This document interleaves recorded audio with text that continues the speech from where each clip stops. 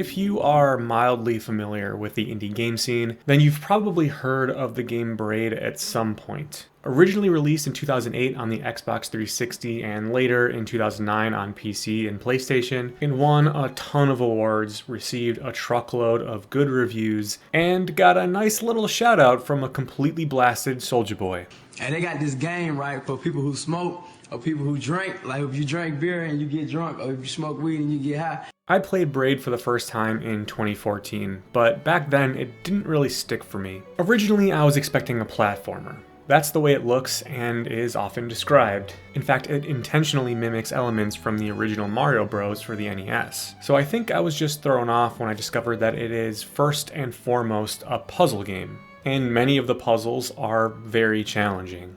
So recently, after hours and hours of mindlessly blasting away enemies in Cyberpunk 2077, I was eager for something that would engage my frontal lobes a bit more, and the time had finally come for me to give Braid another shot.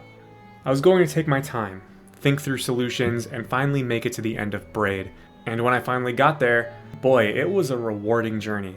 If you aren't too familiar with Braid, you begin the game in a house, which acts as an overworld. Each room has a door to its own world where you solve puzzles to collect puzzle pieces. Over the course of the game, you can assemble each world's puzzle pieces into a picture, and once you collect them all, you are granted access to the final stage of the game.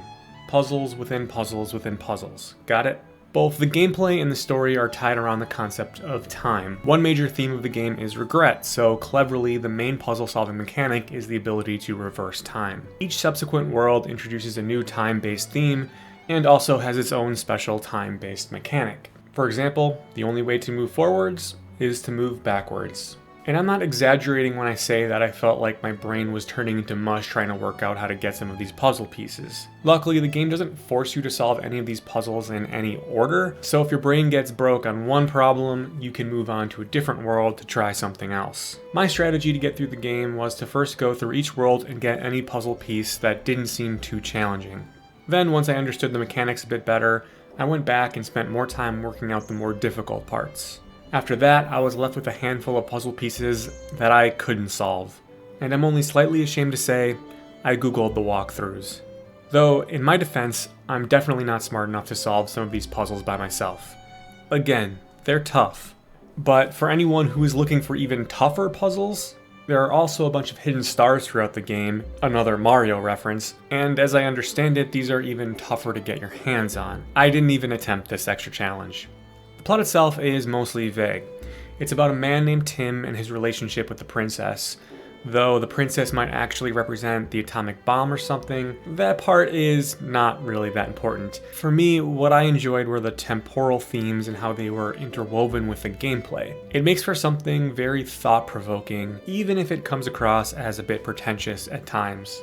It all ends up feeling like a very personal game, as if the creator is sitting on the other side of the screen and he's doing his best to express an emotion to the player through this medium of a video game. And at this, the game's creator, Jonathan Blow, does a really good job. So does Braid hold up?